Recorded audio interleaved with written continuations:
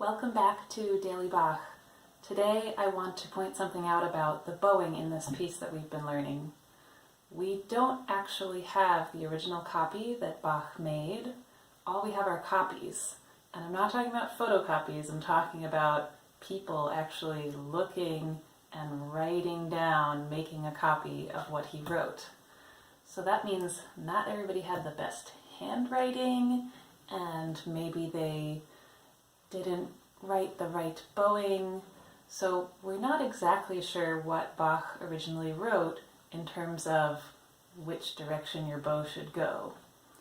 Also, in Bach's time, composers didn't always write exactly what the musician should do.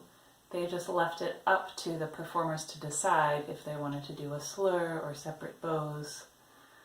So that means when people perform this Bach prelude, they have to decide what bowing to use based on their best available information and also on some artistic choices.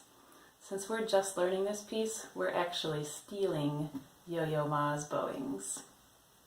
And Yo-Yo does a lot of the same bowing in this piece so far.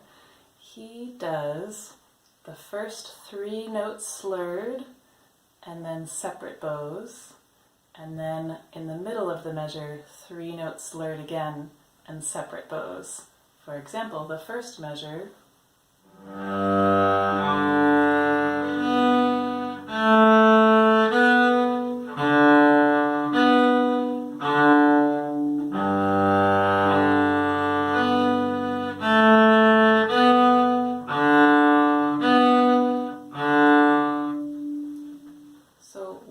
to do is call that bowing the full yo-yo.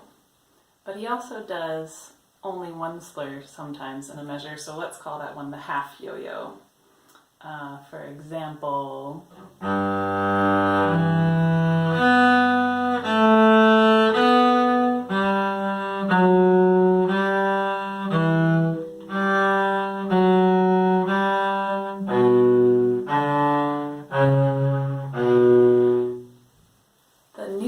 that we're going to learn today is a full yo-yo.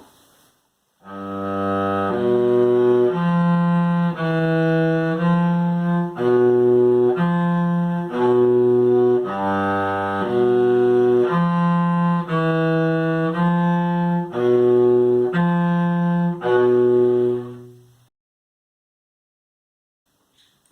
you might notice if you slur 3 notes in a down bow direction, then you get kind of far out to the tip, and then just doing separate bows, you stay out at the tip.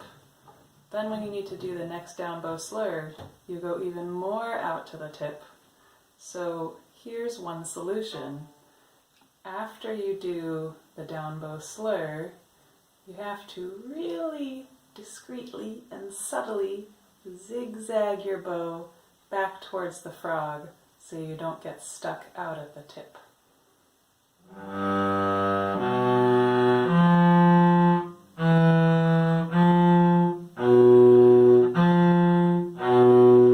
Now I'm back at the frog.